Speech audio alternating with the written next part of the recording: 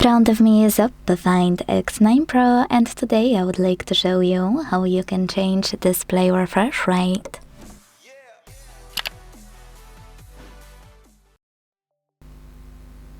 First of all, go into Settings and scroll to tap on Display and Brightness.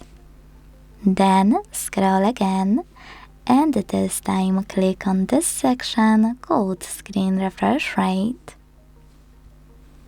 Now just tap on any of those.